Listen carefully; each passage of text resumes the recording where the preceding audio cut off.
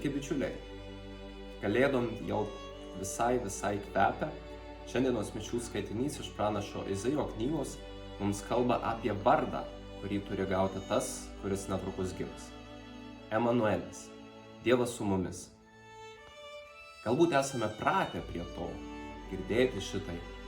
Ar keliautume, Dievas su mumis.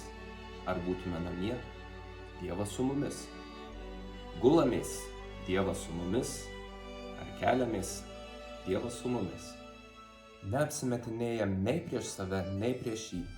Ir maldoj viską išsako. Dievas su mumis. Arba priešingai, kažkas užsispaudžia viduj ir neįstengiame atpažinti, kas tai. Dievas su mumis.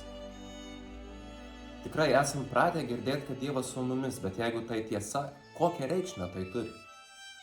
Kad niekada nesame palikti vieni. Man atrodo, tai jau labai daug reiškia.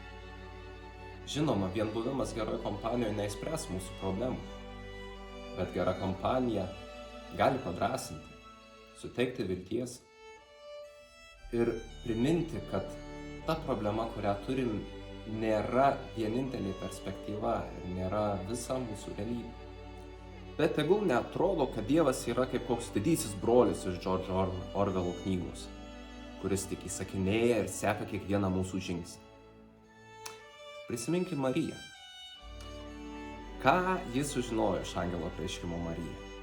Kad ji pati pastos, kas bus gimęs vaikelis ir taip pat, kad jos giminaitė Elzbieta, buvusi nevaisinga, taip pat pastojo.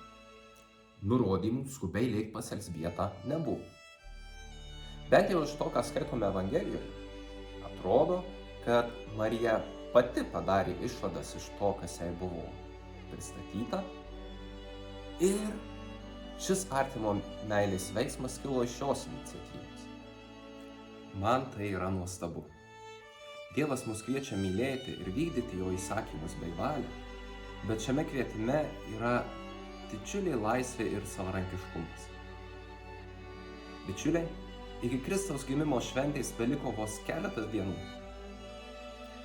Iki tol kviečiu nedideliam dvasiniam pratimui. Dienos eigoje skirtingose situacijose keletą kartų prisiminti: wow, ir dabar Dievas yra su mumis. Galbūt per tai amžinasis tėvas pakvies mus pačius padaryti išvadas arba padės atverti naują, daug šviesesnę ir erdvesnę perspektyvą. Palaimintų laukia.